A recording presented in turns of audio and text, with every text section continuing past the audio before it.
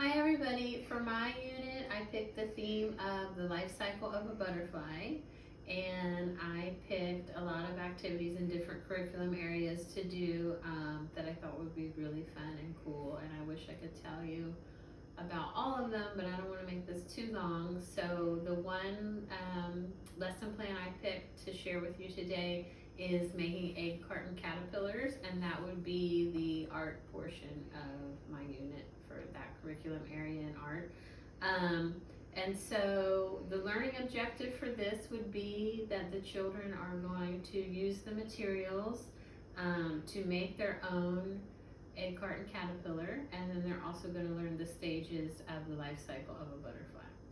And cognitively, a learning objective would be that they're going to be able to recognize shapes and colors on the caterpillar that they made. And physically, a learning objective would be to use fine motor skills to grasp things like the paintbrush while painting, and small things like googly eyes, gluing the googly eyes on, and then there's some tissue paper they can stick on, and pipe cleaners for antennas. So all those things, grasping and holding and moving for fine motor. And I forgot the other one.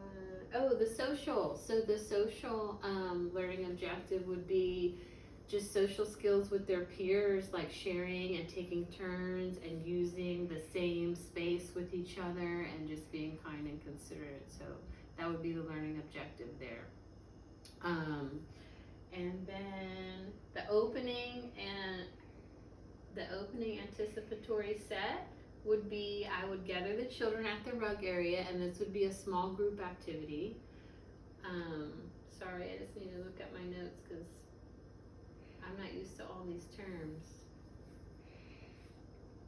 Okay, and then I would tell the children today we're going to learn about the life cycle of a butterfly, and I would ask a lot of open-ended questions to see what did they know about butterflies and their life cycle already coming into the lesson. So you could ask open-ended questions like, do you know how a butterfly starts when it's born?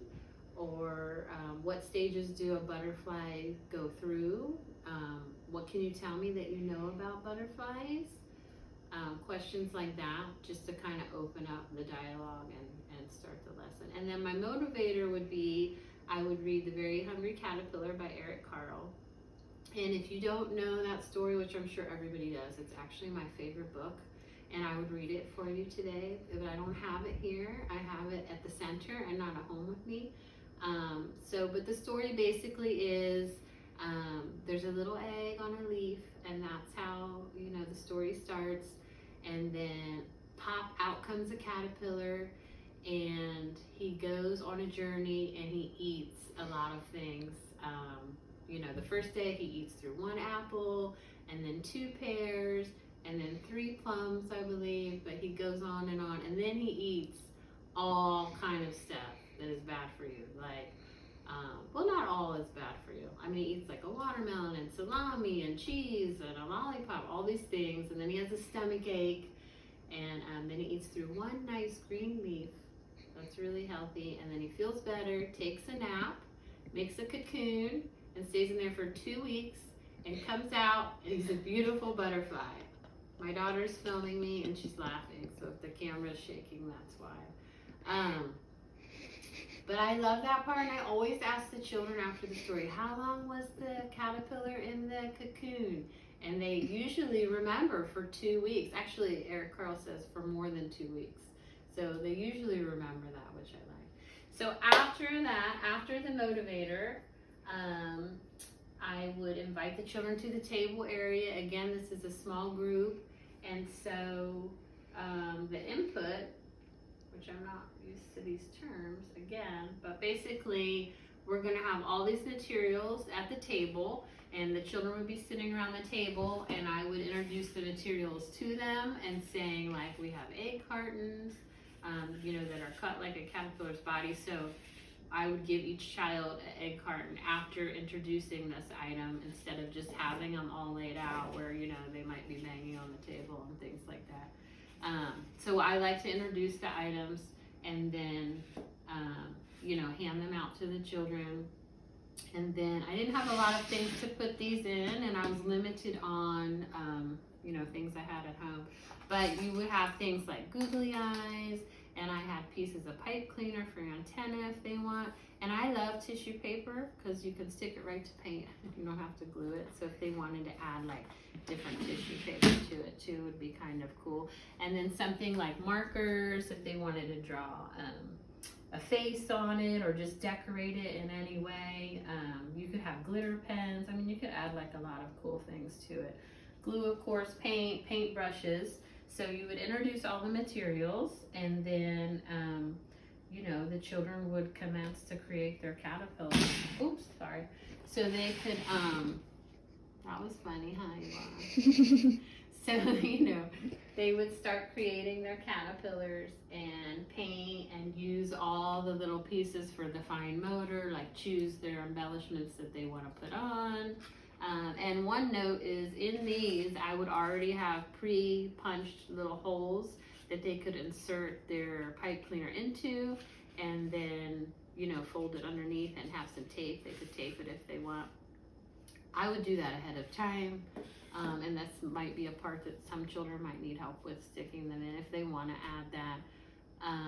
And during the process of, creating, I would make conversation with the children. I would ask open-ended questions and say things like,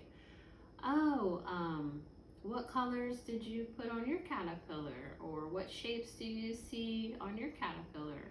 And then I would talk about things from the story, like, do you remember what the caterpillar ate in the book? And do you remember, again, that'd be a time you could ask, do you remember how long the caterpillar stayed in his cocoon? You could also, there's so many open-ended questions you could ask, but just to check for understanding, that would be a way I would check for understanding throughout the activity, is asking those open-ended questions. So just saying like, what's the first stage that the butterfly goes through? What does it start as? And then when does it make a cocoon? And just questions like that. There's so many open-ended questions you could ask. Oh my gosh, I wrote some down.